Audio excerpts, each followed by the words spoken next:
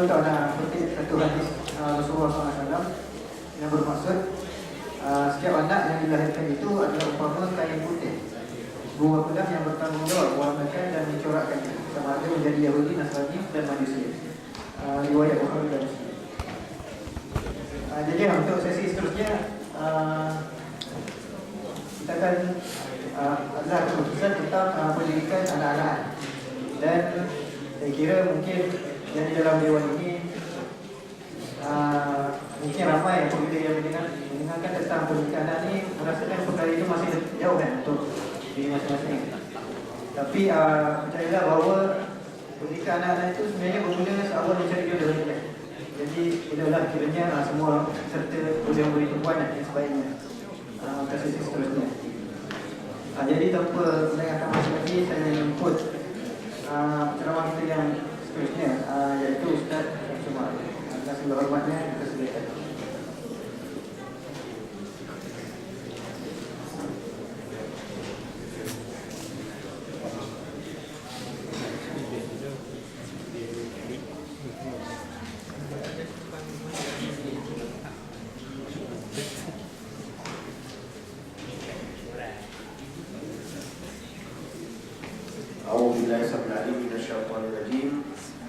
Bismillahirrahmanirrahim. Nahmaduhu wa nasta'inuhu wa nastahdihi wa na'udzu billahi min shururi anfusina wa min sayyiati a'malina. May yahdihillahu fala mudilla lahu wa may yudlil fala hadiya lahu. Asyhadu an la ilaha illallah wahdahu la syarika lahu wa asyhadu anna sayyidana Muhammadan abduhu wa rasuluh. Allahumma alihni rushdi wa qini syarra nafsi. Allahumma rabbana iftah bainana wa baina qawmina bil haqq wa anta khairul faatihin. Wahyikum bi tahiyatil Islam, tahiyatan min indillahi thayyibatan mubarakah. Wassalamualaikum warahmatullahi taala wabarakatuh. Yang dikasihi pengurusi majlis, pimpinan KAJ, ini kelab KUJ, kelab Abdul Jeput KUJ, Amir, pimpinan Amir dan juga peserta siswa dan siswi berada sesi Islam. Jadi kalau tadi di awal pagi kita berada di fasa sebelum perkahwinan, selepas zuhur kita masuk alam perkahwinan, sekarang dah dapat anak. Fast forward, dalam masa satu hari je dah dapat anak. Alhamdulillah. Walaupun seperti mana disebut oleh pengerusi, seolah-olah perkara ini terlalu jauh, tetapi sebenarnya persoalan ini adalah satu persoalan yang badihi atau soalan yang sangat besar, sangat penting, terutama tanggungjawab kita bagi meneruskan usaha-usaha untuk memakmurkan dunia ini dengan kebaikan dan ma'ruf.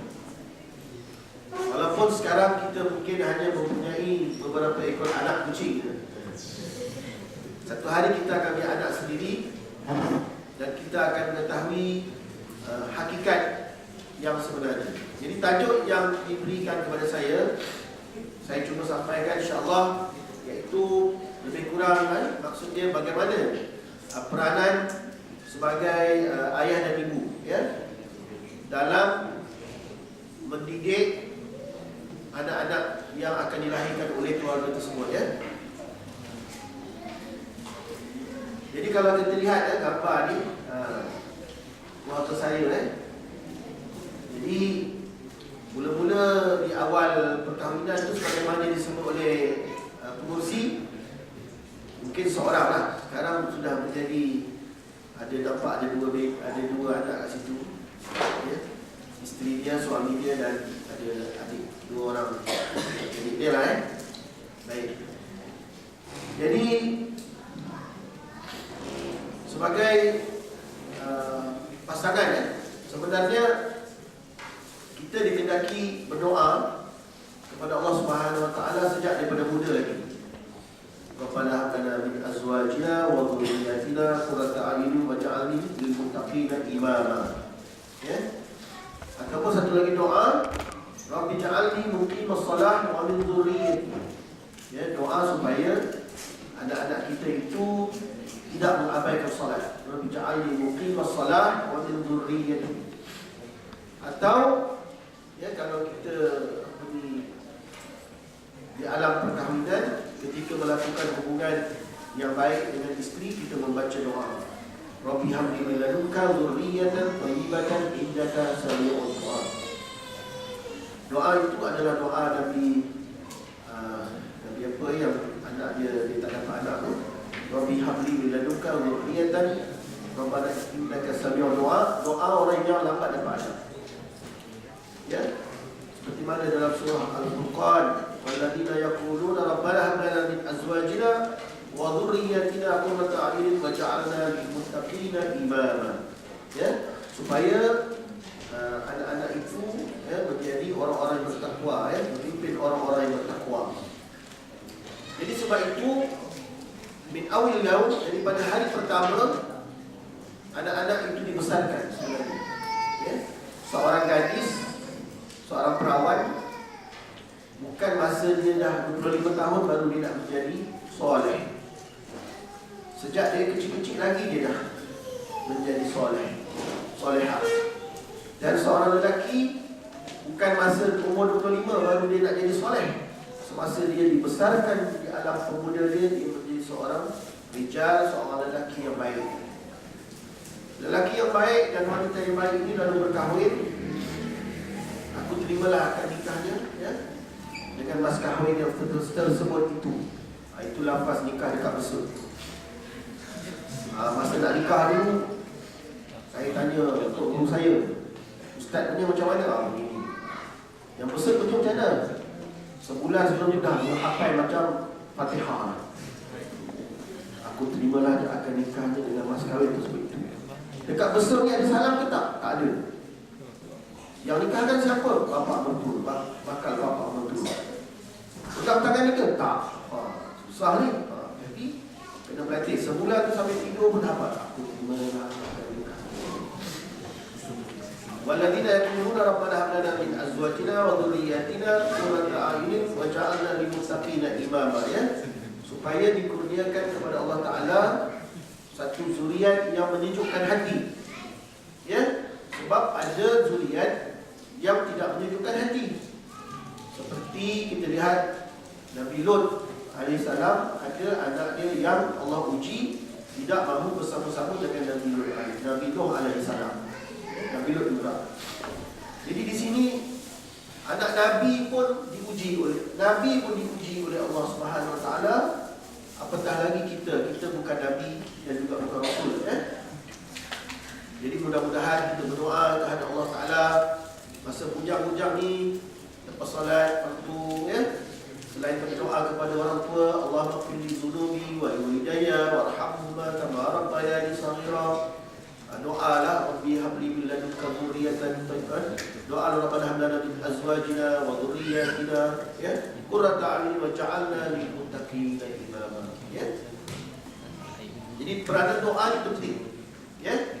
Jangan kita hanya mengharapkan anak kita nak jadi baik, tapi kita pun seperti hero.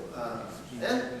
Kalau kita tengok dekat Seri Gombak lah, kadang-kadang malam-malam, petang-petang kita akan nampak keluar man, ya, dia naik motor.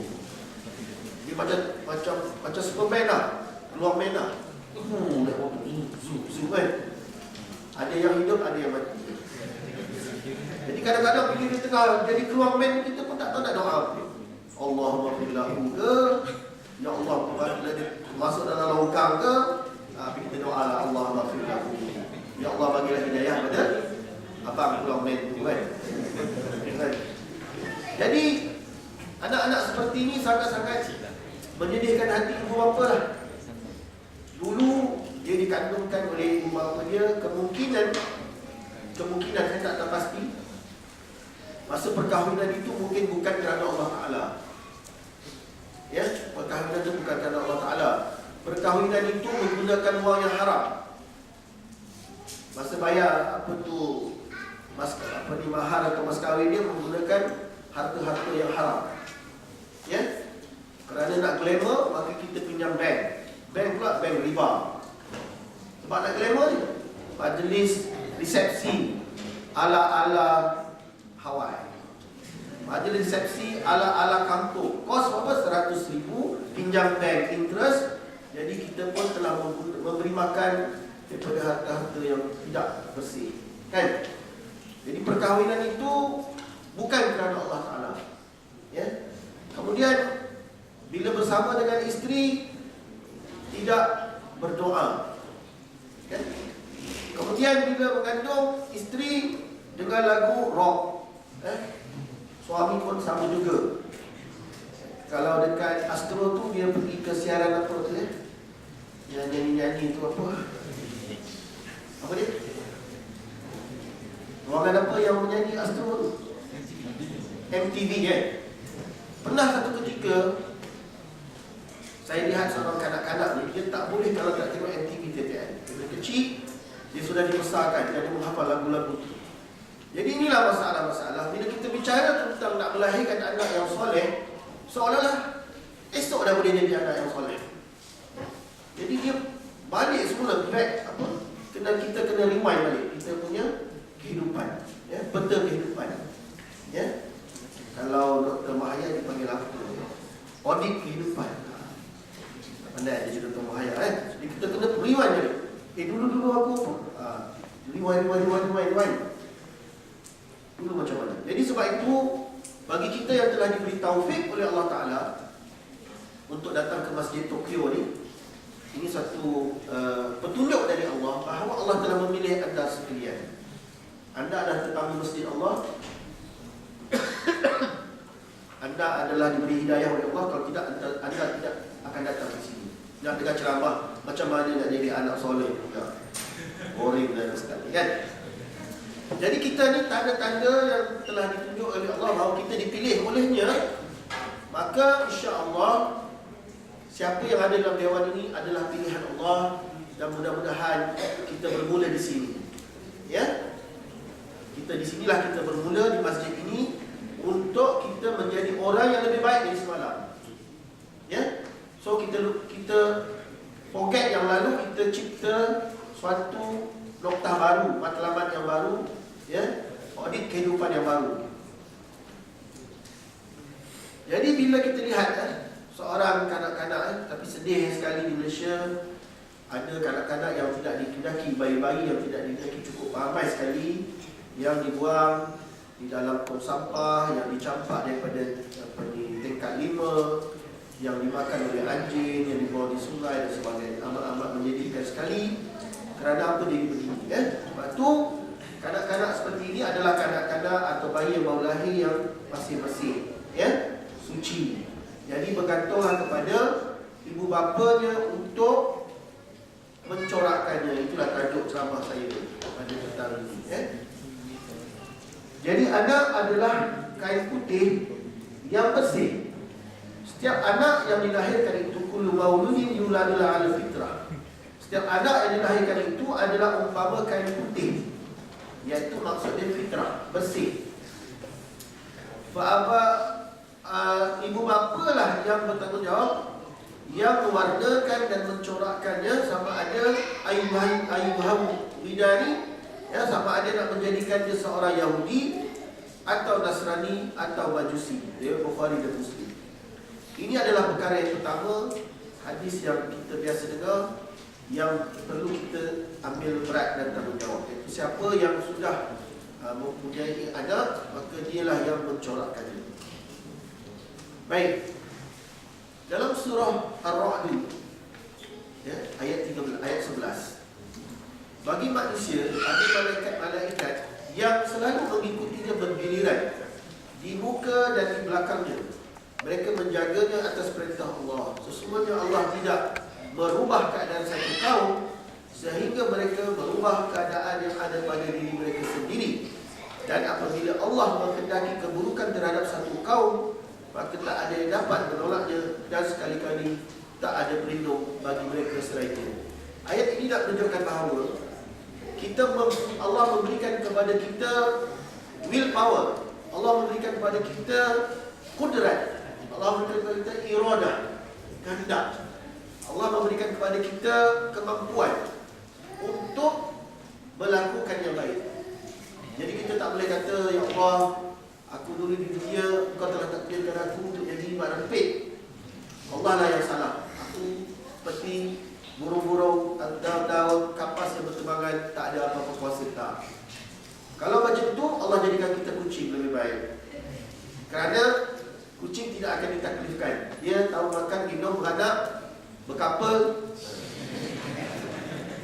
Saya dulu tak tahu tabiat kucing.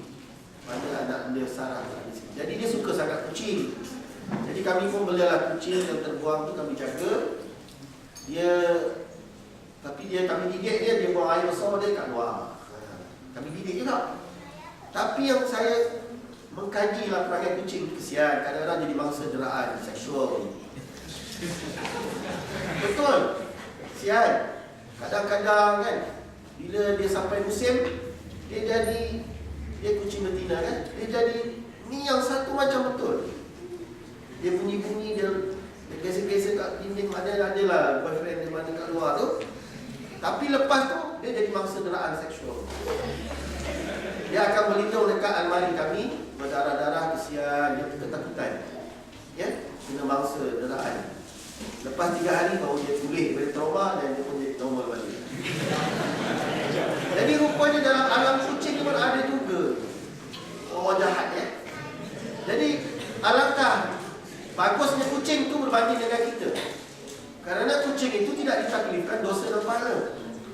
Walaupun dia jadi mangsa deraan ataupun ada kucing jahat, kucing jahat kan, yang saja mencari peluang kan. Tapi itu alam kucing, anda tak boleh buat apa, itu alam kucing.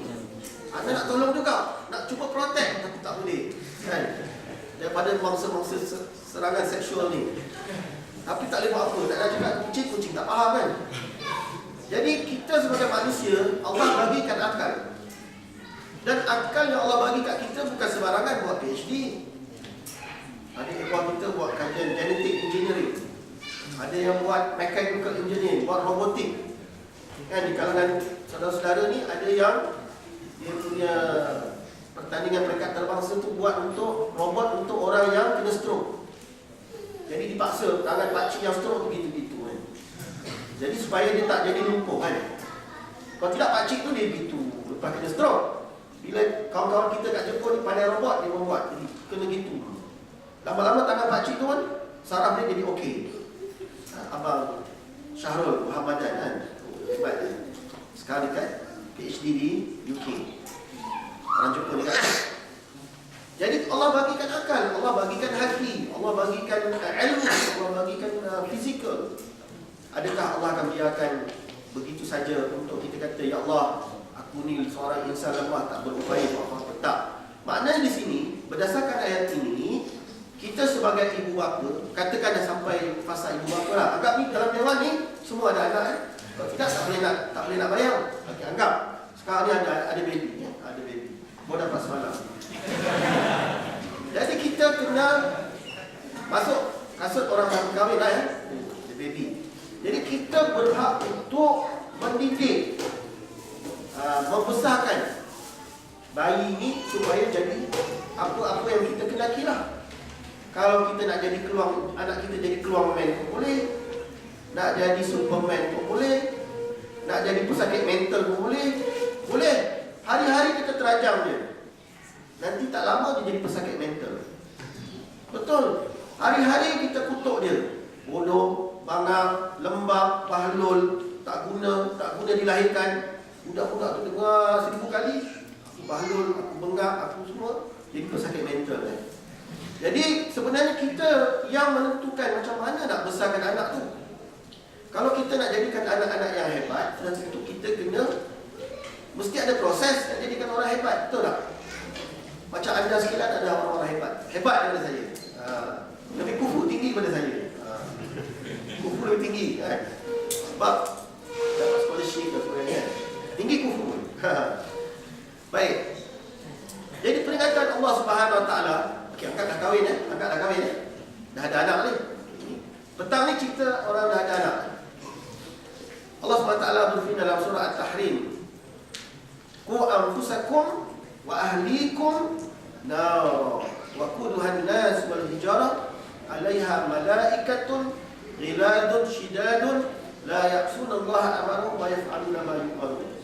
Wahai orang-orang yang beriman, yakni kepada para suami, bukan para suami. Salah bahasa Melayu ya. Para kepada para suami. Anggaplah antum suami ya.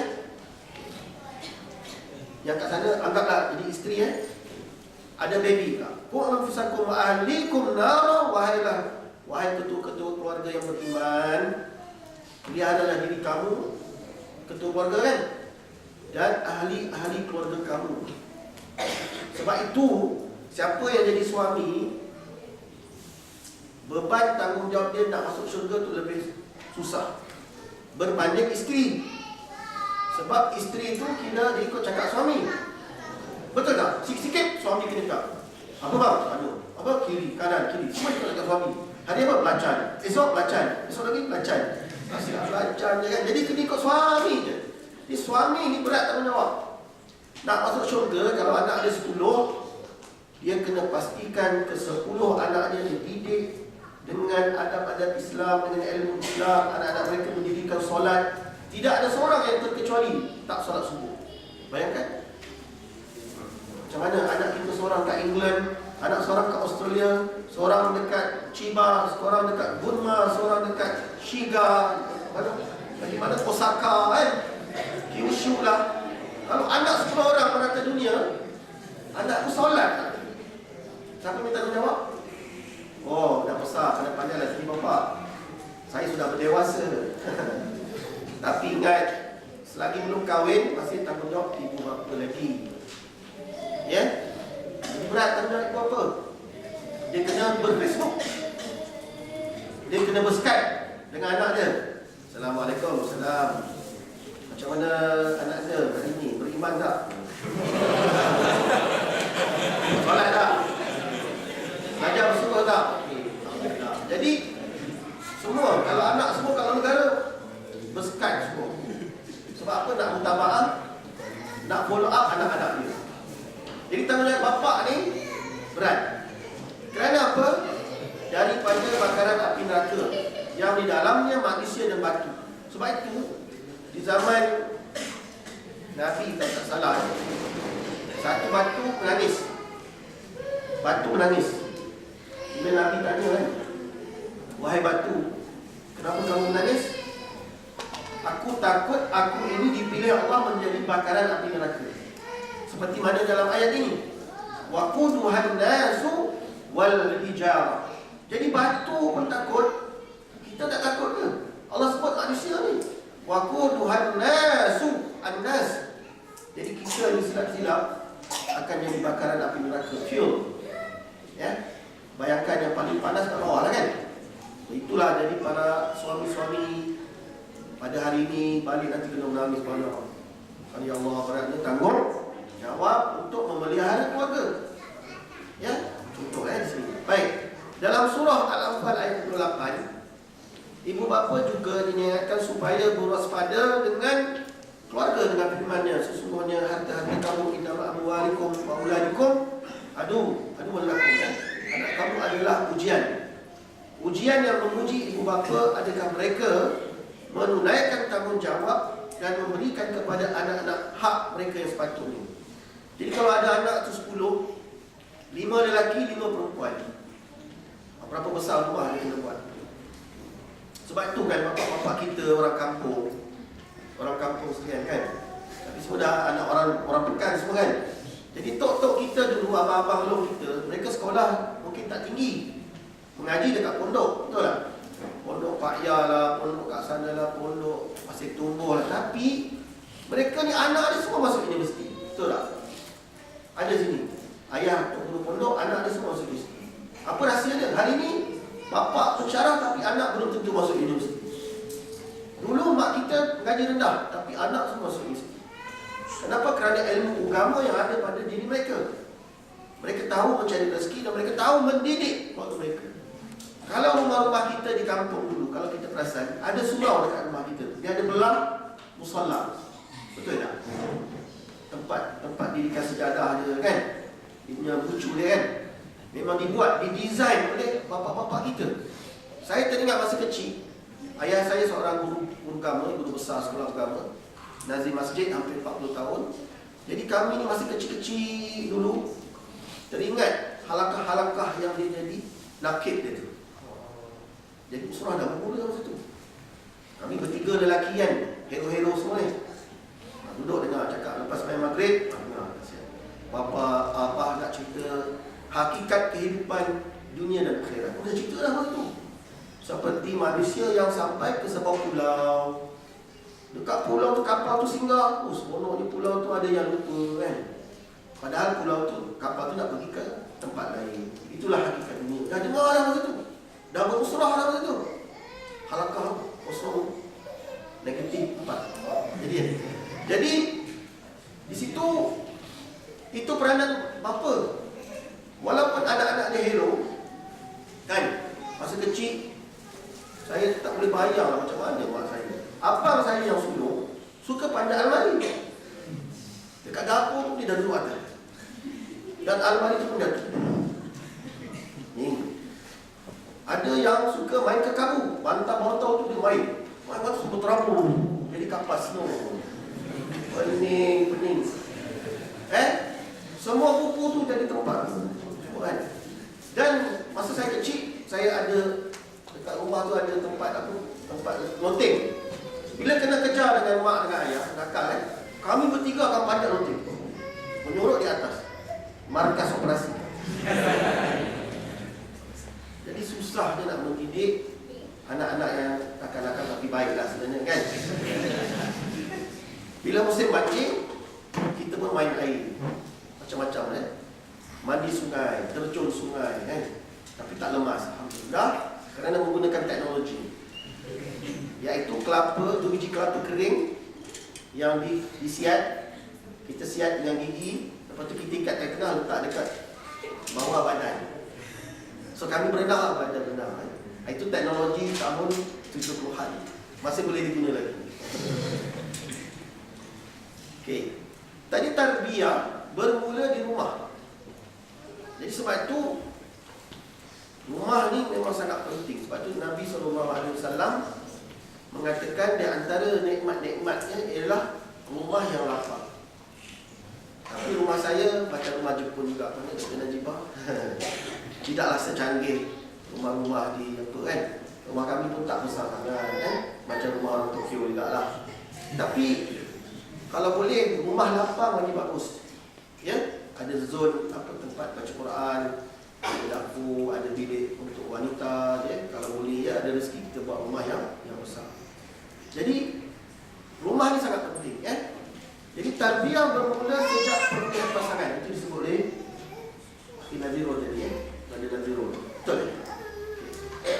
Jadi tarbiyah sejak pemilihan pasangan. Kalau kita main undur-undur lagi, bermula daripada datuk kan tempat. Daripada tok saya dulu wali. Ataupun tuan guru. Turun-turun. Jadi bermula daripada, kita cepatkan sikit, pemilihan pasangan. Okey? Bermula ketika hubungan suami isteri yang suci daripada hari pernikahan. Ya.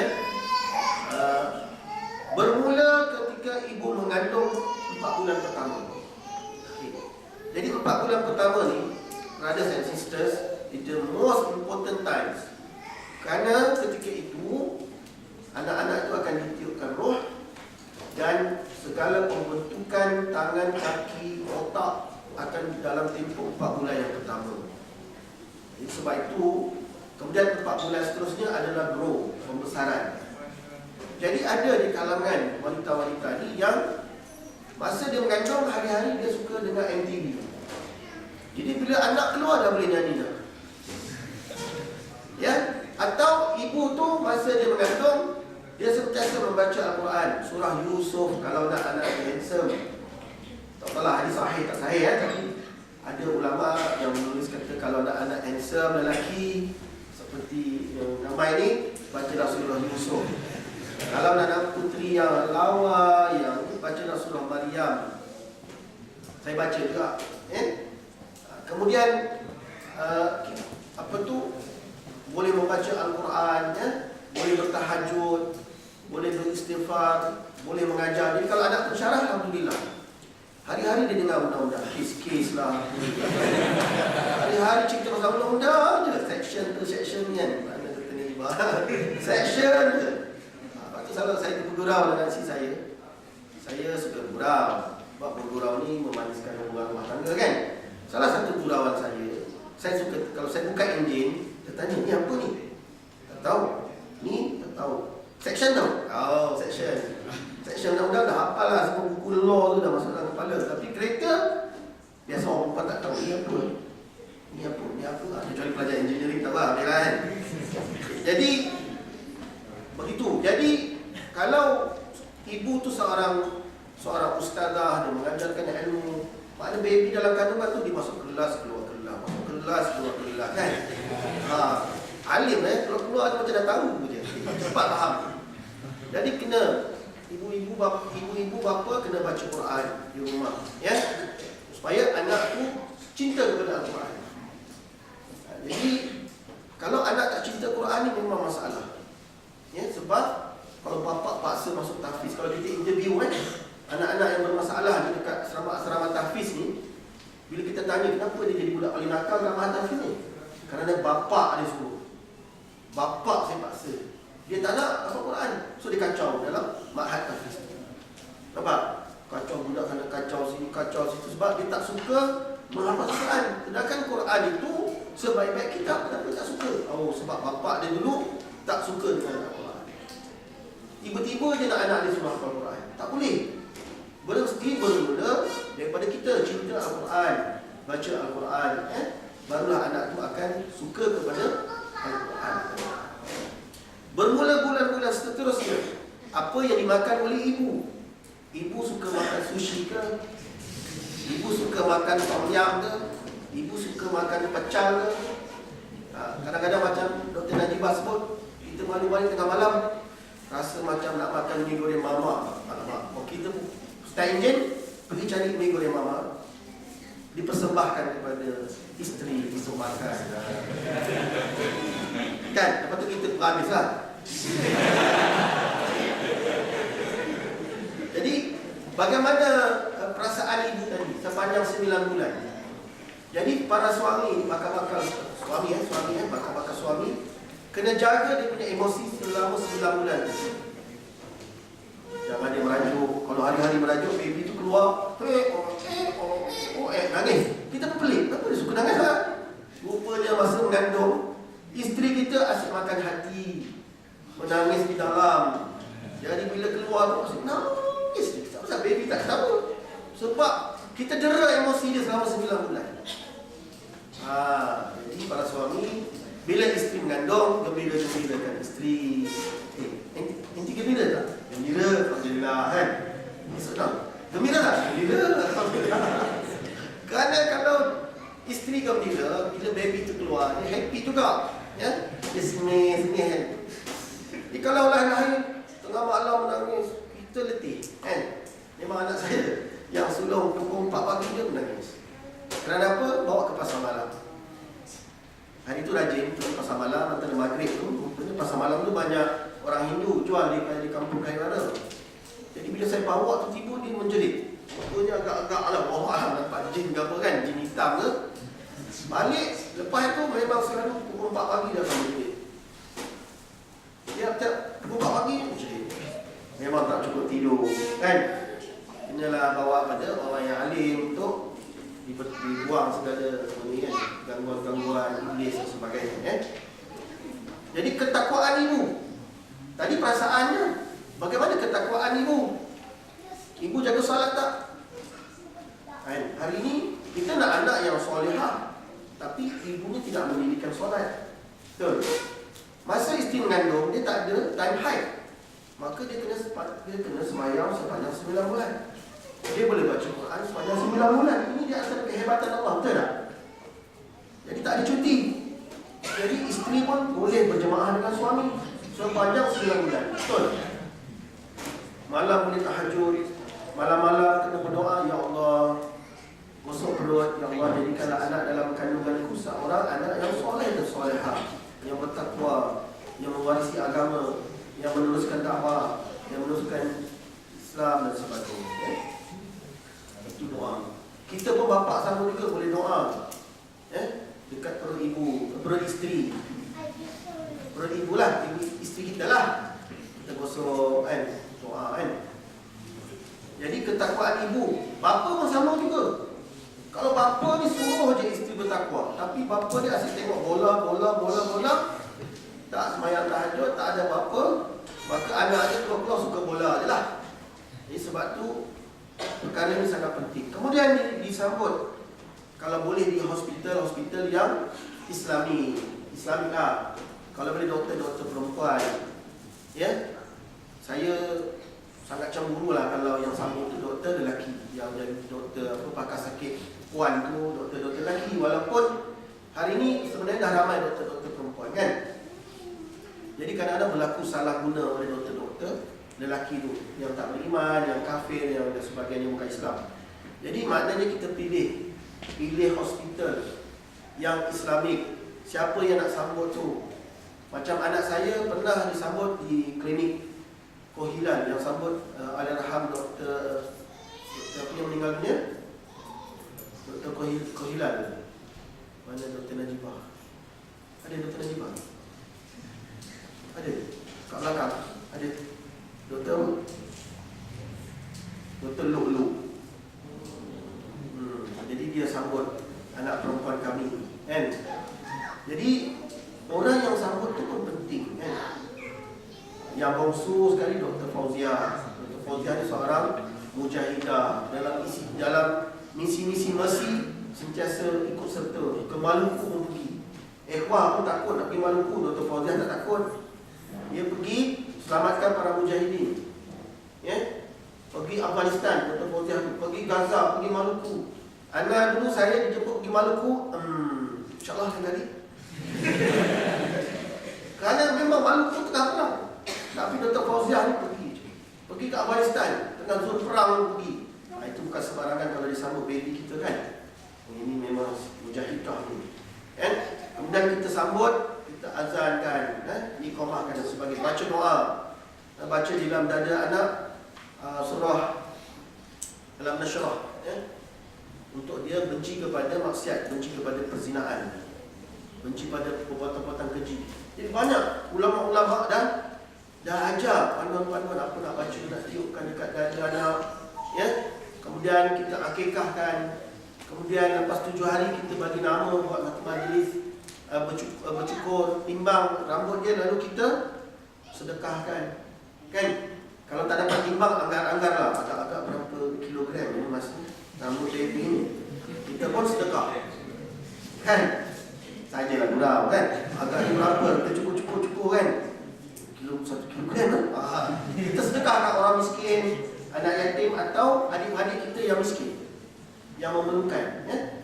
Jadi dalam bab tak boleh kedekut lah, tak boleh haji bakhil. Makna mesti buat ikut sunnah Nabi. Kemudian kalau mampu akikahkan dengan seekor kambing. Kalau mampu lelaki 2 ekor kambing, tak mampu seekor kambing. Sebab itu semua akan memperkuatkan iman dan kekuatan rohani bayi-bayi tersebut. Ya? Kerana syaitan akan menunggu bayi-bayi yang baru lahir. Kalau mereka kita akikahkan, maka dia akan jadi lemah. Syaitan yang nak mengganggu bayi-bayi tersebut. Baik, kita cuba meninjau sedikit. Siapa Imam Ibu Asy-Syafi'i? Dia adalah ibu tunggal yang miskin tetapi kaya budi. Ya? Keturunan dia menghantar Imam Asy-Syafi'i ketika muda ke Mekah belajar dengan Imam Malik. Ya? Dan saya telah ceritakan sebelum ini pada kawan-kawan bahawa ketika mana Imam Syafi'i graduate kitab Muwatta, maka Imam Malik sangat sayang pada Imam Syafi'i, dia bagi duit berapa ribu dirham. Tapi bila Imam Syafi'i balik, nama dia Muhammad bin Idris, balik ke rumah bagi kat mak dia, dia kata, "Mak, ini duit daripada tuan guru saya Imam Malik. Kata ibu Imam Asy-Syafi'i, jangan kau masuk rumah sehingga kau sedekahkan kepada seluruh penduduk yang miskin." Kalau kita buat kita kan, alhamdulillah, boleh kita buat rumah besar, Masya Allah, boleh beli kereta baru, boleh macam-macam. Tapi ibu Imam Syafi'i tak macam tu. Dia bukan mata duitan. Dia mahu, dia punya harga diri yang tinggi. Dia tak mahu terima derma-derma. Dia kata bagilah kepada orang yang berhak, itu orang miskin. Sebab itu Imam Asy-Syafi'i dia menghafaz Quran lebih awal, dia menghafaz kitab Muwatta 15 tahun dan sebagainya, dan telah memberi fatwa. Ya, keturunan Bani Abdul Al-Muttalib, sambung nasab dengan Nabi Muhammad SAW dalam keturunan Bani Muttalib. Ya, ada yang mengatakan daripada keturunan Fatimah binti Ali, Fatimah isteri Ali, tapi banyak ulama mengatakan daripada Bani Abdul Muttalib. Baik, itu Imam Asy-Syafi'i. Siapa pula Ibu Umar Abdul Aziz? Cuba baca, saya minum sekejap. Boleh Tetap.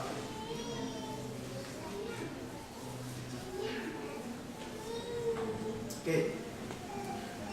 Jadi mana kat sini Ibu Umar Abdul Aziz adalah keturunan Sayyidina Umar bin Khattab. Ya? Dari keturunan seorang daripada anak Umar yang berkahwin dengan seorang perempuan penjual susu. Seorang penjual susu pada malam-malam Umar Khattab dia mencari siapa-siapa yang perlu diberi bantuan, dan tiba-tiba dia terdengar kisah seorang ibu yang mencadangkan untuk menambah air dalam jualan susu dia. Maka gadis itu berkata kepada ibu dia, janganlah, ya, wahai ibu, jangan kau tambah air. Kata ibu dia, siapa yang dapat tengok? Bukankah Allah melihat? Jadi ini keturunan Umar bin Abdul Aziz. Jadi bukan, kalau kita lihat daripada sini bahawa orang-orang yang hebat ini datang daripada zuriat-zuriat orang yang bertakwa, ya? Ibu-ibu yang hebat. Baik. Kesemua ibu bapa secara naturalnya menginginkan anak-anak yang soleh. Jika sekiranya engkau memberi kami anak yang soleh, sudah tentulah kami akan bersyukur. Dalam surah A'raf ayat 189 dalam hadis riwayat Muslim, apabila mati anak Adam terputus in qata amaluhu, ya, melainkan illa salas. Pertama, anak yang soleh. Kedua, ilmu yang bermanfaat. Dan ketiga, sedekah jariyah, ya. Dalam surah Al-Furqan ayat 74, ya Tuhan kami, anugerahkanlah kepada kami pasangan kami dan keturunan kami sebagai penyenang hati kami, dan jadilah kami pemimpin bagi orang-orang yang bertakwa. Rabbana hab lana min azwajina. Manakala dalam surah Maryam ayat 6, yang akan mewarisi aku. Al-Quran seterusnya dengan tegas mengingatkan ibu bapa akan tugas mereka yang amat penting, seperti disebutkan di dalam Al-Quran. Contoh ulama silap, kita lihat pula macam mana ulama bergaul, bagaimana mereka mendidik anak. Uqbah bin Abi Sufyan ketika menghantar anaknya kepada seorang guru berpesan, beliau berkata kepada guru tersebut dengan kata-katanya, hendaklah perkara pertama ketika engkau memperbaiki anakku ialah memperbaiki dirimu, sebab matanya akan menurut matamu. Yang baik pada mereka ialah apa yang engkau pandang baik, yang buruk di sisi mereka ialah apa yang engkau pandang buruk. Ajarkan mereka jalan kehidupan yang bijak, pandai, tunjukkan akhlak orang mulia. Engkau boleh mengancam dia dengan diriku, pereloklah perilakunya tanpaku. Jadilah seperti seorang doktor yang tidak memberikan ubat sebelum mengetahui penyakitnya. Janganlah engkau sampai cuai kerana kekurangan yang ada padaku, sebab aku telah menyerahkan dia atas kesempurnaan yang ada padamu. Jadi ini dulu bila mereka hantar pada ulama-ulama, anak-anak mereka kecil dah dihantar untuk dididik, ya. Jadi maknanya para guru tu kena menjadi qudwah, ya, kepada anak-anak. Itu maknanya menghantar kepada orang-orang soleh, ya.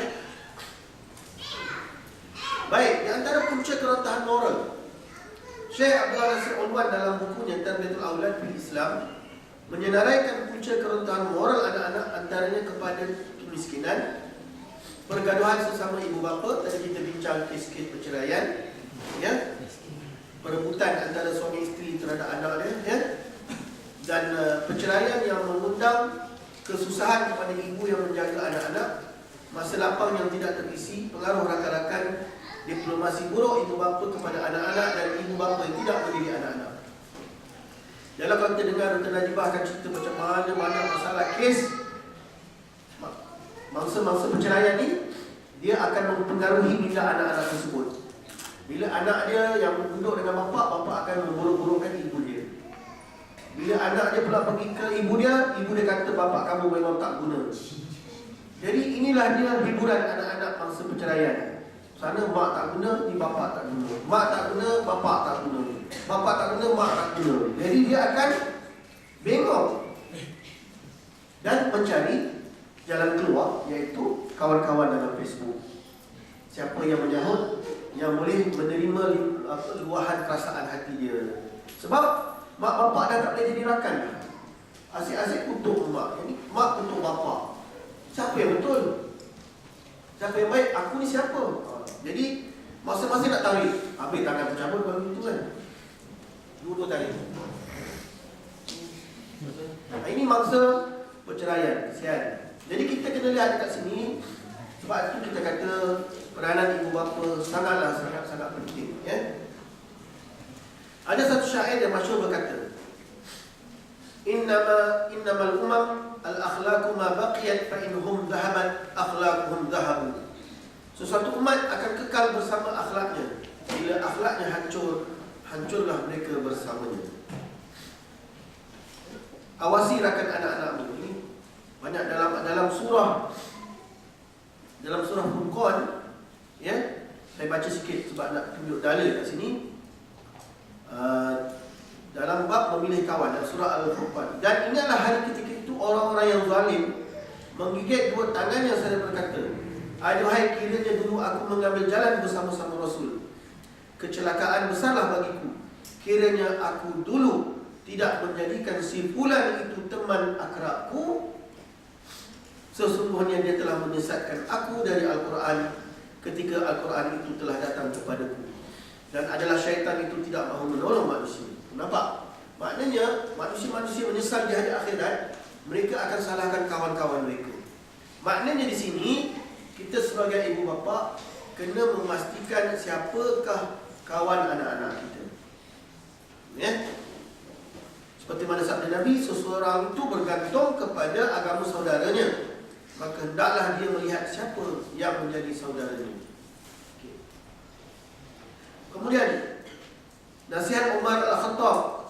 Pada satu ketika Umar Al-Khattab mengatakan kepada seorang ayah yang tidak menunaikan tanggungjawabnya.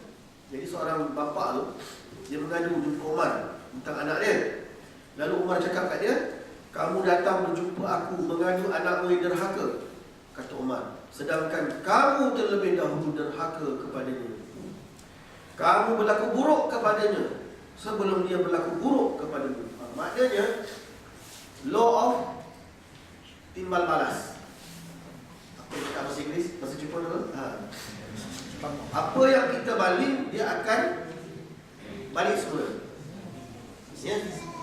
Apa yang kita bagi dekat anak tu akan bagi balik. Sebab tu ada kes bapa-bapa yang kedekut, kan? Yang tidak suka, katalah ayah dia masa sepanjang dia membesar kedekut betul tak belanja anak dia makan semua, kan? Ataupun malas untuk apa. Jadi anak tu bila besar dia akan membalas balik. Ya? Kalau bapa yang menghisap rokok, minta maaf kalau ada yang hisap tu, kata Ustaz Ismail Kamus tu hisap jin. Hisap asap, jin yang berasap. Bukan kata anak, Ustaz Ismail Kamus juga. Siapa yang hisap rokok, hisap jin dia kata. Sebab hisap asap jin pada asap. Minta maaf ya, dia gurau ni bukan anda cakap, Ustaz Ismail Kamus. Jadi kalau ayah hisap rokok, tiba-tiba dia nak suruh anak dia jangan hisap rokok, anak tu kena balik, bapak hisap. Maknanya dia akan balik kat kita. Kita kata suruh anak kita gosok gigi, bapak dah ke? Tak, dia akan balik bapak kita, kan? Semayang dah masuk waktu, bapak dah solat ke? Dia akan balik semua kat kita. Jadi sebab itu law of timbal balik ni, apa yang kita bagi dia akan balik kepada ibu bapa. Nasihat Syekh Yusuf Qaradawi. Dr. Yusuf Qaradawi dalam risalahnya Qimatul Insan wal ghayah wujudihi fil Islam adalah untuk beribadat, membangunkan bumi Tuhan dengan sebaiknya dan menjadikan khalifah. Ini peranan. Oleh itu ada 3 perkara utama yang perlu ditekankan dalam pembentukan diri dan jiwa anak-anak, iaitu pemantapan iman dan ibadah, ilmu dan pengukuhan nilai dan akhlak mulia. Penyair Arab berkata, bukanlah yatim itu mereka yang ayahnya tidak menanggungnya dan meninggalkannya. Sesungguhnya yatim itu ialah ibunya yang sibuk dan ayahnya yang sibuk. Ini reminder kepada ibu bapa. Jadi bila di bandar-bandar besar ni memang sibuk. Kadang-kadang kita tidak dapat memberi kepada masa. Sehingga ada satu email dulu, pernah satu email tulis, dia kata dia terpaksa email kat ayah dia, ayah, saya nak buat appointment. Dia tahu ayah dia terlalu sibuk, sampai anak dia mau buat email khusus, ayah, saya nak buat appointment dengan ayah, boleh tak? Menunjukkan terlalu sibuklah ayah dia. Baru ayah dia perasan selama ni anak dia sampai terpaksa buat appointment ni, kerana sibuk dia. Jadi tugas kita berusaha. Al-Ghazali, Ibn Sina, Hasan al-Banna, ibu bapalah yang merancang masa depan anaknya. Sama ada dia mahu menjadi anak dia Imam Al-Ghazali ataupun beliau mahu menjadi seorang yang kejam seperti bla bla bla. Bagaimana ayah Al-Banna mendidik anak-anak? Ayah Al-Banna adalah seorang tukang jam, As-Sa'ati. Ayah dia dipanggil apa ni Hasan Al-Banna, ayah dia apa ya, nama dia apa ni? Ingat nama dia. Dipanggil As-Sa'ati ni tukang jam. Jadi ayah dia ni mempunyai satu perpustakaan di rumah dia. Segala kitab-kitab hadis, kitab-kitab yang basic, yang wajib, semua dalam. Dan ayah Hasan Al-Banna ni mempunyai satu sistem regimenting. Apa ni? Macam mana dia mendidik anak. Dia telah mengejutkan anak dia sebelum subuh. Al-Banna, ayah dia, untuk guru pakar hadis. Sebelum subuh dia akan meminta anak dia, anak tak ingat baca Quran ke apa, tapi bangun sebelum subuh. Lepas subuh hafal Quran lagi. Kemudian sebelum pergi sekolah belajar lagi. Lepas pergi sekolah balik pukul 12 belajar lagi. Beberapa subjek yang ditentukan oleh ayah dia.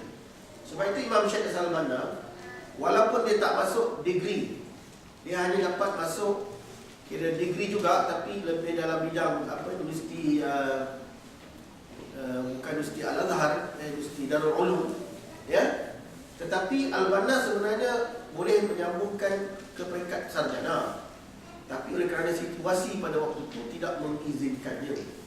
Maka tapi ilmu yang dia lalui semasa dalam proses daripada kanak-kanak sekolah rendah, ayah dia dapat disiplin itu. Bangun sebelum subuh hafal Quran, lepas subuh subjek-subjek madah-madah dia, subjek hadis, tafsir, lepas subuh ada lagi, balik tengah hari ada lagi.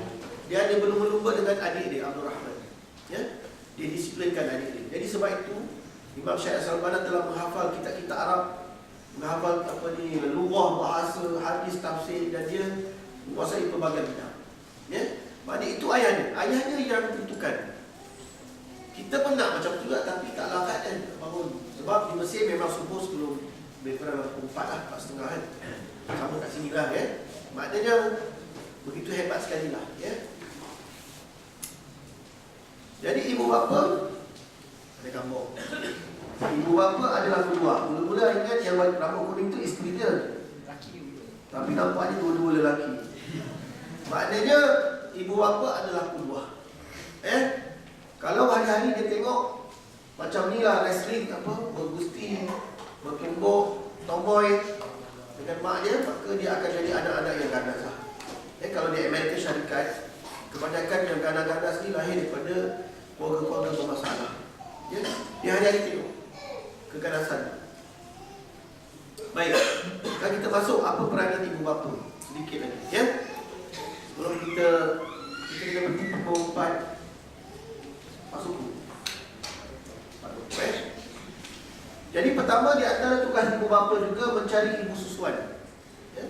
Ini dalam kes Nabi Muhammad SAW dihantar oleh ibu dia Aminah ke kampung yang disusu oleh Halimatus Sa'diyah. Halimatus Sa'diyah hari itu dia dah tak ada anak susuan. Itu perniagaan dia, iaitu dia menyusu anak-anak orang Arab.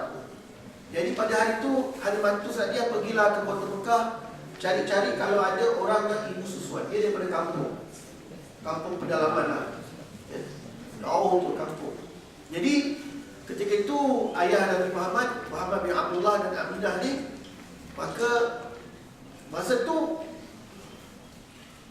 Halimatus Sa'diyah tak ada susu sebenarnya. Dia pun miskin, tak ada makanan. Nak menyusu apa, tak ada holik pun.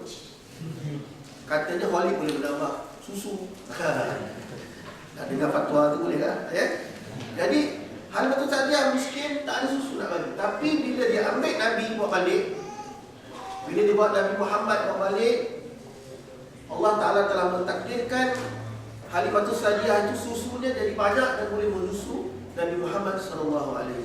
Ini miracle mukjizat, ya, yang Allah tunjuk kepada bayi tersebut. Sehingga Halimah kata bayi kita jaga ni lain macam. Anak pun tak boleh bayang kalau itu hari-hari sejuk tu. Agaknya sengih-sengih, gembira je kan.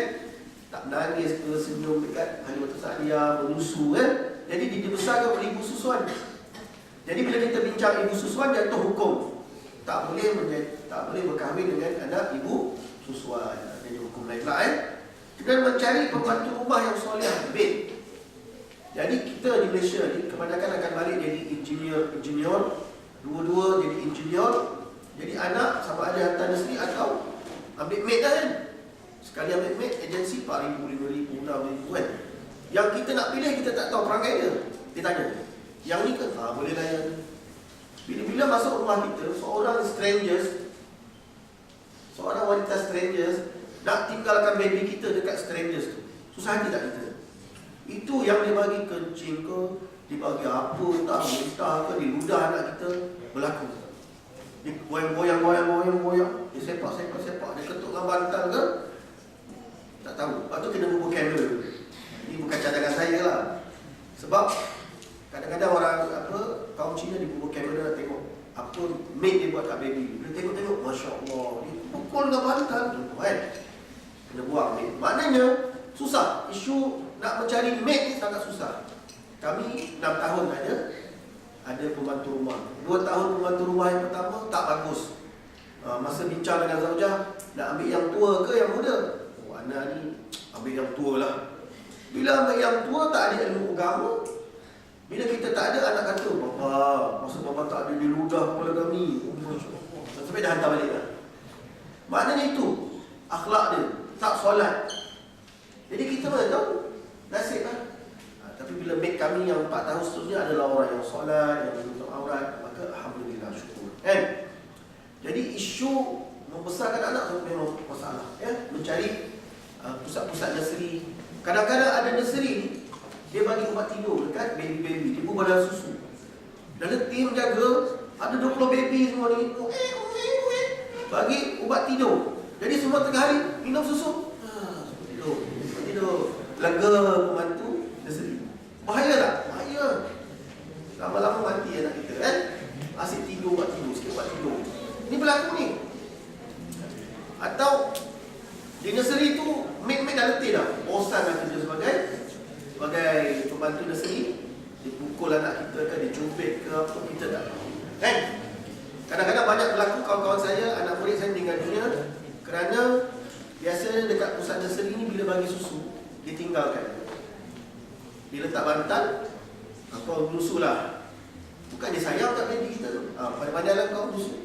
Waktu asyhadu an la ilaha illallah syahid. Jadi baby tu daripada sihat jadi syahid. Nak dakwa tak tahu macam mana nak dakwa, tak ramai tak tahu kes. Nak tuntut tot, apa tu tot dan arti tot.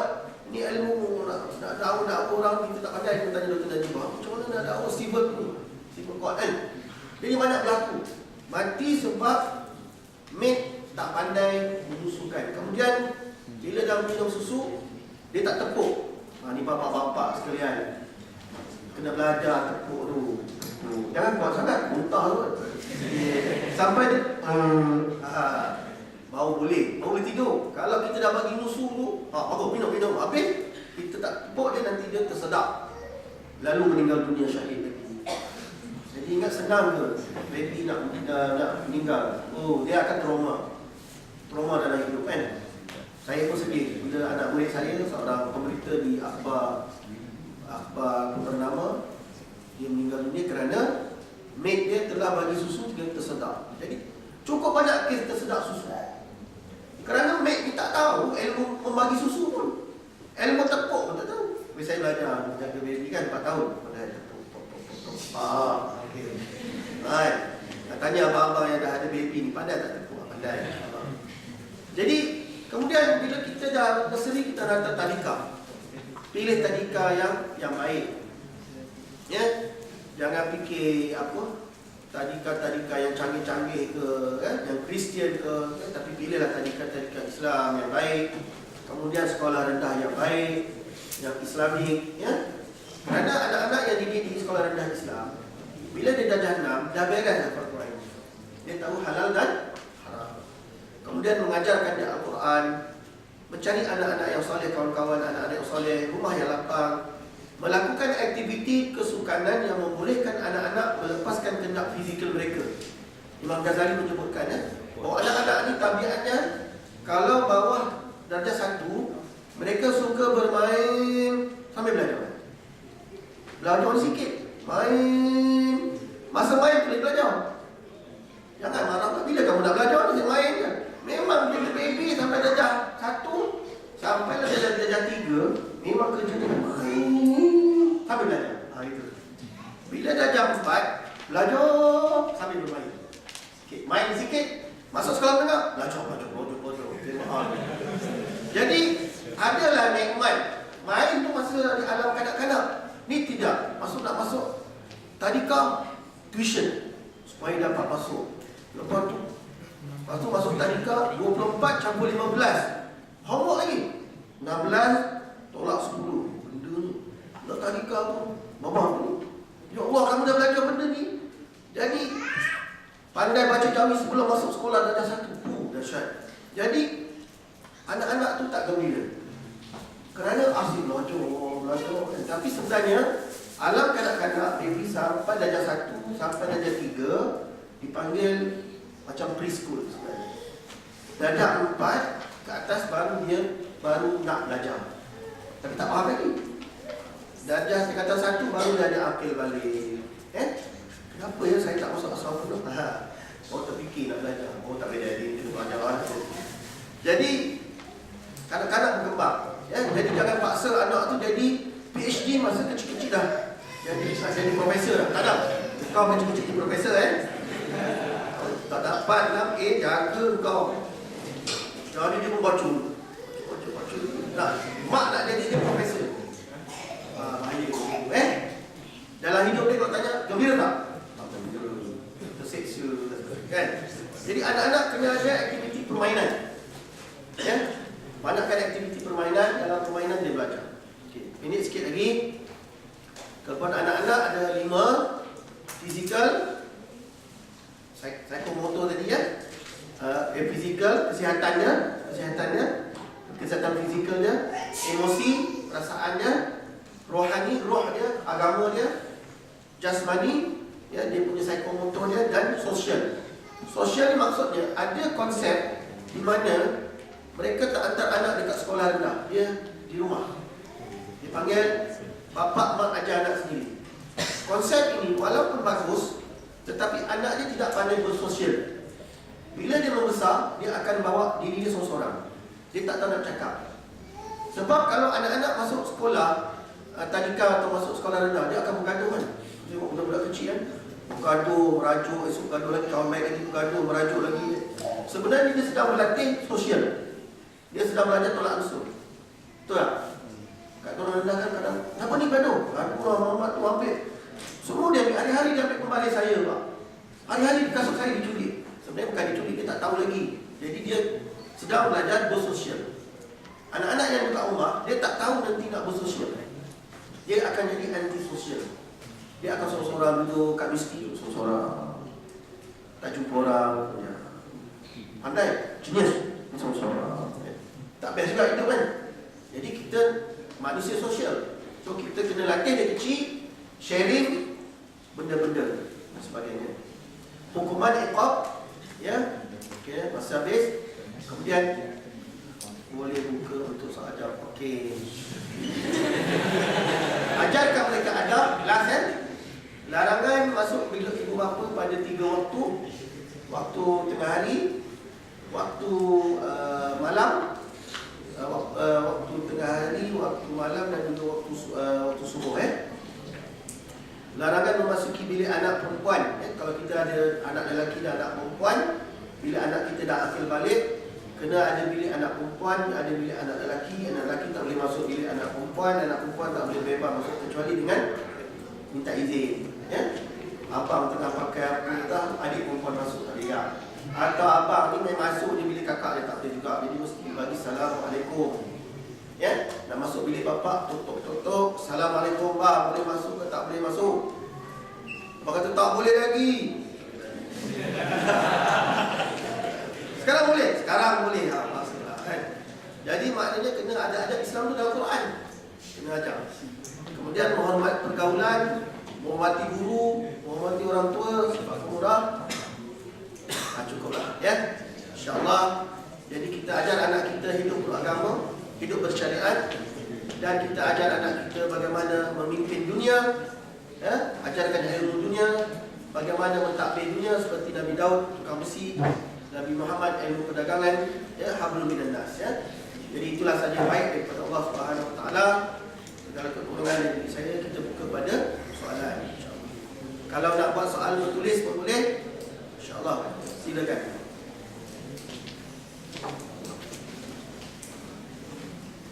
Silakan.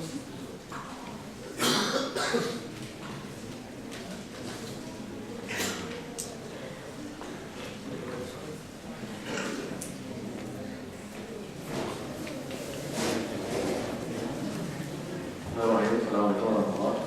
Saya nak tanya, anak-anak ni kan, saya macam ada dua persoalan lah. Satu, adakah anak-anak ni kita projekkan dia dari kecil untuk dia jadi apa? Kan? Ataupun kita tengok minat dia, baru kita bantu dia untuk dia jadi apa yang dia minat. Jadi yang mana yang lebih baik? Okay, good question. Soalan bagus. Okay, kalau ini pandangan pribadi lah ya, betul atau salah ya. Pada pandangan saya maknanya pertama setiap anak tu dia mesti ada basic education, Islamic education sampai ke sekolah menengah. For example, anak-anak tu kita boleh setkan setiap anak tu kita kata mestilah menghafal 5 juzuk Al-Quran. Boleh, kita boleh plan. Itu untuk kekuatan diri dia. Kita kata anak tu mesti boleh berbahasa Arab basic. Mesti ambil sijil tinggi bahasa Arab. Tak semestinya nak jadi ambil ustaz ke, nak jadi syariah ke, tak. Jadi kita letakkan minimum kelayakan untuk diri anak tu, untuk nanti bila dia membesar, dia menguasai, boleh memimpin diri dia dan keluarga dia. Katakan dia boleh menghafal Al-Quran. Kalau kita set 1 juzuk, 1 juzuk. Kalau kita nak anak kita hafal 30 juzuk, ada kawan-kawan kita yang anak dia semua hafal 30 juzuk juga. Jadi, tapi bila dia graduate daripada SPM, kemungkinan dia minat bidang engineering. Sekarang sudah ada unit 10 untuk khusus engineering bagi pelajar bagi hafal Quran. Ataupun dia boleh masuki Darul Quran buat engineering, atau dia boleh pergi ke besi dan sebagainya. Jadi maknanya bidang apa untuk anak kita tu bergantung kepada kemampuan, keupayaan rezak dia sendirilah. Betul tak? Yang kedua, bakat yang Allah bagi pada dia lah. Kita sebagai ibu bapa, kita kena memberi dorongan lah. Kadang-kadang pilihan anak kita tak berapa betul. Dulu masa kecil nak kejemput je. Betul. Tapi nasibnya anak sulung saya tu bahasa Inggeris dapat B, 11A 1B. Kalau tidak kejemput lah dia. Jadi bila dia masuk ULB, dia tak dapat pergi ke luar negara, dia pergi, maka dia yang layak ialah masuk fakulti engineering di UIA. Tengah-tengah buat fakulti engineering, tiba-tiba mak dia cakap, agaknya baru habis baca buku ayat-ayat cinta ke? Ni ada tawaran ni, kawan dia nak pergi ke Mesir buat perubatan, nak ke tak? Nak. Jadi dia kata, boring lah engineering. Okey. Jadi asyik kalkulus, dia kata, okey lah, cari hidup lain. Okey. Maka kami tolong dia untuk dia pergi ke Mesir dan membuat fakulti perubatan. Jadi maknanya setiap anak tu tak sama, tapi kita boleh letak dia punya asas-asas dia. Ilmu agama, bahasa Arab, kan? Quran, supaya bila dia membesar nanti bidang apa pun dia nak jadi, sama ada perubatan, engineering, businessman, ataupun doktor, ataupun guru, atau apa saja arkitek, dia mempunyai latar belakang agama yang kuat. Jadi kita pastikan yang itu.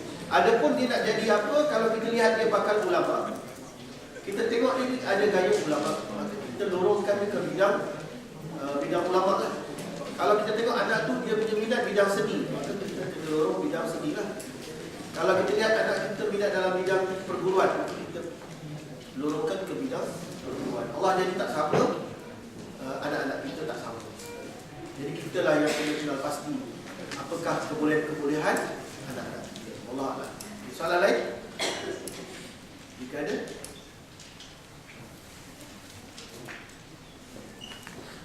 Ya, silakan.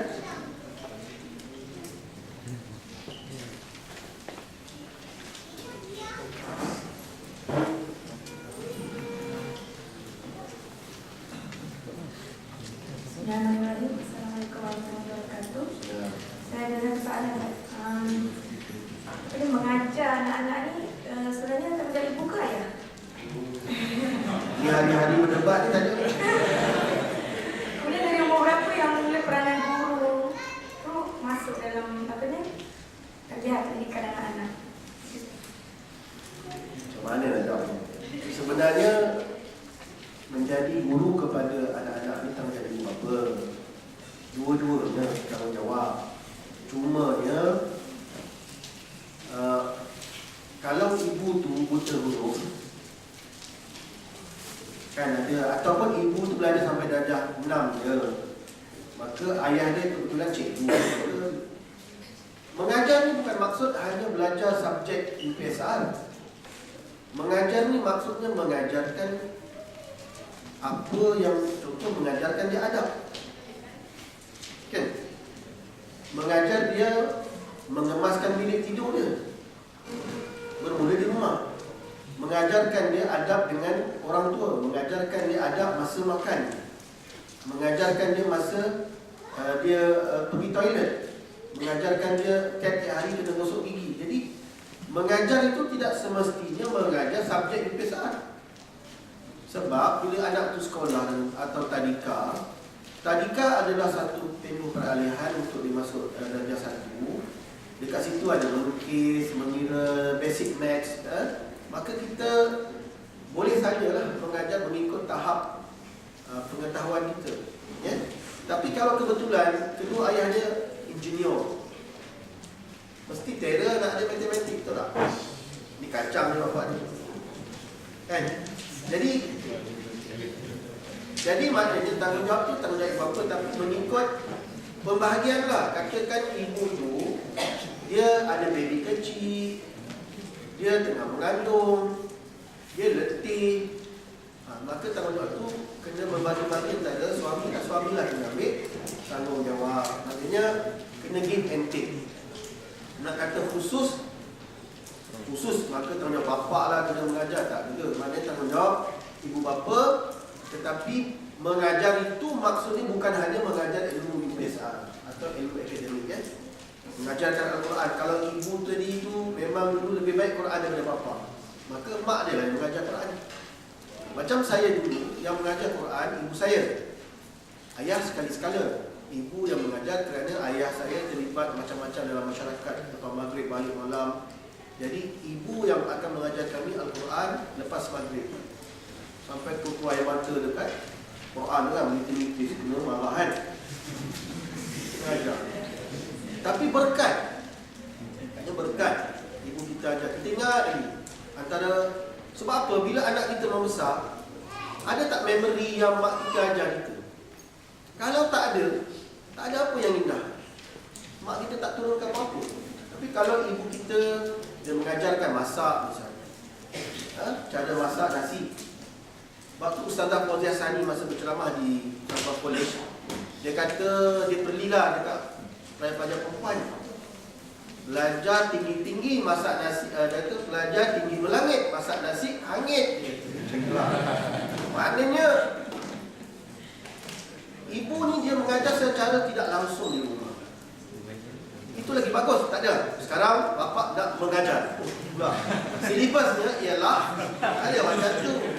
Mana natural dia, jom kita buat kira-kira sikit, hafal, cuba baca Sefir 2 sambil-sambil tengok TV kan, sambil-sambil kita masak-masak, cuba hafal surah Al-Kafirun. Itu proses belajar lah tu.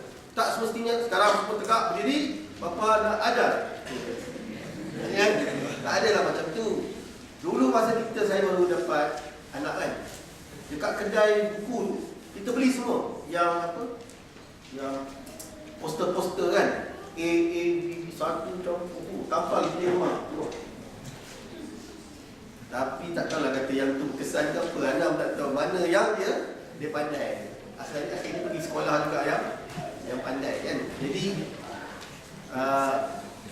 tanggungjawab kedua-duanya bergantung pada masa, kesesuaian, kepenatan dan konsep. Mengajar itu bukan hanya ilmu akademik, tapi Quran itu salah satu kena mengajar lah. Kalau mak sibuk masak, bapak lah ajar. Ya? Ini mak lah masak, mak lah ajar Quran, mak lah lipat kain. Sampai macam gunung Fuji kan, kain ni. Semua mak juga, bapak dia tengok berita, tengok bola kan. Isteri lah nanti malam-malam gunung Fuji tu dia susun, lipat, kena gosok lagi. Semua isteri buat, tak boleh. Mana kena sharing the tanggungjawab. Dan mengajar anak-anak itu sangat seronok sebenarnya, sangat menyenangkan, insya-Allah. Wallah. Ada lagi? Sebelum maghrib, silakan Akhi Ibrahim. Assalamualaikum Ustaz. Saya ada dua soalan.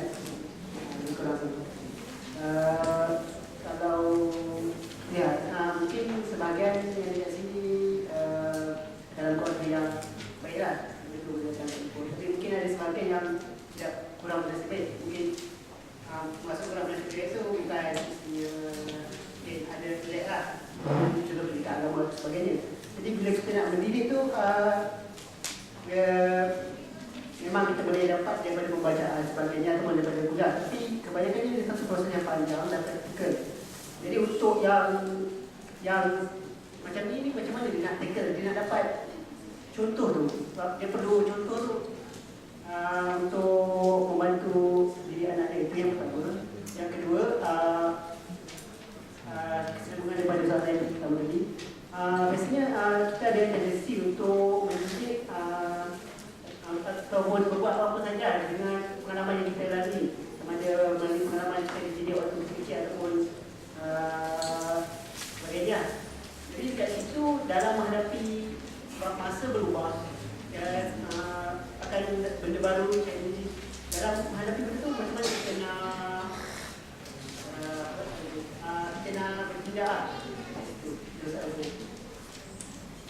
Maknanya bolehlah anda ringkaskan, maknanya bagaimana menjadi ibu bapa di zaman moden lah. Dia kata maknanya zaman mak bapak kita dulu dengan zaman kita di sini tak sama. Kemudian beberapa cara kita boleh tingkatkan pengetahuan selain daripada kita berguru dengan bapa saudara, mak saudara, mereka ni ada ilmu yang banyak. Contoh bagaimana nak bagi anak kembung jadi baik. Kita tak tahu, tapi kadang mak saudara kita, maklum kita, dia ada ilmu-ilmu untuk mengelak daripada anak. Contoh, kami sampai 2-3 baby kan, anak kami selalu rash, dapat ruang yang sangat merah lah. Kerana pakai nappy yang pelbagai jenis jenama kan. Pertama nak murah, beli murah, pet-pet. Kalau kat Malaysia tu pet-pet murah tu memang merah lah, menyala lah punggung anak kita tu. Jadi ilmu tu tak ada siapa cerita macam mana nak selesaikan masalah. Contoh, maka kami jumpa satu doktor. Doktor ni, doktor tua dekat Damansara kan. Dia pandai sangat dengan anak-anak, maka dia nasihatkan kami jangan susah hati. Sebab bila kita pakai bahan-bahan kimia, lagi merah, lagi menangis budak tu, kesakitan. Fatwa dia senang je. Dia kata lepas basuh, sapukan dengan minyak zaitun, dia kata. Bila kami buat, sampailah anak yang terima tak adalah lagi mengalami apa ruang-ruang. Tak payah mahal lah pun, guna minyak zaitun, follow me. Boleh selesai masalah. Maknanya nasihat doktor tu telah menyelesaikan masalah kami. Contoh kan, benda tu baca juga. Saya masa nak kahwin, beli buku macam-macam. How to be a father lah, how to be a mother lah, panduan, macam-macam buku Mak Saleh ada. Tempat-tempat baca, buka-buka. Mana kan? Tapi akhirnya pengalaman juga penasihat yang baik. Kadang-kadang bila kita beli susu untuk bayi formula, kita bagi susu, anak kita ceret-ceret. Betul tak? Maknanya dia tak ada orang nasihat dulu, kalau beli susu ni bahaya ceret-ceret, tak ada orang ajar. Jadi tak boleh kena tukar susu ni pada susu soya lah, jenama ni lah. Jadi banyak try and error. Jadi menyebabkan anak sakit, berbagai sakit dan sebagainya. Jadi memang, jadi kita kena, kalau boleh, selain daripada kita membaca buku Tarbiyatul Aulad, buku Anak Perempuan, kita mendengar nasihat guru-guru kita, abang maklum kita, mak saudara kita, banyak nasihat-nasihat mereka yang boleh jadi panduan kita dalam membesarkan anak-anak. Contoh, anak nakal. Kita semua ada anak, tak tahu anak tu jadi nakal. Macam nak buat? Atau anak ni suka kencing malam, atau anak ni suka menjerit-jerit tengah malam. Macam-macam lagi masalah kan? Anak tak suka pergi sekolah, hari-hari kena heret-heret dia sampai masuk dalam kereta. Lepas tinggal kat nursery, duduk kat luar tu, macam batu. Macam-macam dihadapi oleh ibu bapa kita. Semua tak sama. Ada jenis pergi sekolah. Ada yang pergi sekolah, tak nak. Mandi, tak nak. Kita nak pergi kerja, tension kita pun dah naik, jadi naik angin kan. Jadi ni yang masalah-masalah. Jadi kita kena belajar dengan orang-orang lama lah. Jumpa pakcik-pakcik, abang-abang, katanya, bagi nasihat sikit. Lepas tu saya, masa anak sulung saya, agak puas sikit. Jadi saya macam mana nak buat? Apa salah dia? Akikah dah, akikah lah. Apa lagi menyebabkan dia ni suka nak ambil puak-puak ni? Dulu masa dia kecil, kalau mak dia nak pergi universiti, kita dah bagi dia susu kan. Nanti bila mak dia keluar nak buat PhD, dia akan menangis di depan pintu sampai muntah-muntah. Kita nak jaga dia tiap-tiap hari macam tu. Isteri saya memang seronok lah begini isteri. Saya tengok barang, saya kena jaga baby ni. Apa kan? Macam mana kan? Berak apa? Buang rata-rata tu berak. Baru nak buat assignment ni. Allah kan pening. Jadi apa saya buat? Bila saya jumpa orang soleh, jumpa Ustaz Ismail Lutfi, datang rumah, jumpa siapa saja orang baik, Ustaz, tolong doakan sikit ni Naufal ni. Kan? Dia pun doa, gosok-gosok, doa. Agaknya dah banyak gosok tu, alhamdulillah. Masih juga nampak kan? Jadi maknanya masa tu, kalau program macam ni, habis kursi ni, tarik, seperti ni, dia terbalikkan, dia buat ni, pandat ni. Pening jadi, pening jadi berada. Kan? Nak pergi program, menangis-nangis sepanjang dalam kereta tu. Nak duduk dekat gear, dekat handbrake. Ya adik pun nak duduk, abang nak duduk, macam mana drive ke apa ni? Memang pening. Jadi bila jumpa Tok Guru, Ustaz, tolong doakan. Dia pun doa. Saya, strategi saya. Jadi sekarang kalau saya jumpa baby, saya akan gosok kepala, saya doa sikit. Kot-kot lah bakul, mana tahu kan? Allah matahu jamilan zakiyan mu'minan salihan wa ahsan sautahu li qira'atihi. Bacalah berdoa. Kan? Doa penting juga. Kan? Itu contohlah. Maknanya kita kena berguru. Kadang ayah ibu kita ni dia ada ilmu-ilmu dia macam mana mendidik anak yang kita tak tahu. Selain daripada ilmu dalam kitab, sebenarnya banyak ulama, banyak lagi doa-doa. Banyak doa yang kita tak buka. Kena buka doa. Doa anak menangis malam. Apa? Doa supaya anak cerdik. Baca ya Allah apa? Ya Zakiyu apa? Kan? Bagi anak cerdik apa? Tiupkan. Jadi memang macam-macam. Usaha perlu dibuat oleh ibu bapa. Tajribah kadang-kadang uji kaji, tapi kalau boleh di samping uji kaji, kita belajar dengan orang-orang yang lama, insya-Allah dia akan guide kita cara yang betul mendidik anak, macam mana nak ajar anak Al-Quran, macam mana ajar dia solat, kan? Kadang-kadang kita nak cepat sangat anak tu jadi boleh baca Iqra, kan? Dia baru 2 tahun kan, 2-3 tahun anak dah ajar, saya dah ajar Iqra, dah sampai Iqra 4 dah. Dalam khayalan ni mesti habis Iqra 6 dalam masa ni. Bapak hebat. Si anak kena dera. Baca. Salah ni. Stupid. Jadi kita nak anak jadi hebat juga. Rupanya tak macam tu. Rupanya proses pendidikan ini mengambil masa. Kan? Jadi itulah. Wallahu a'lam. Qul qali hadza wa astaghfirullah li wa lakum. Wassalamualaikum warahmatullahi wabarakatuh.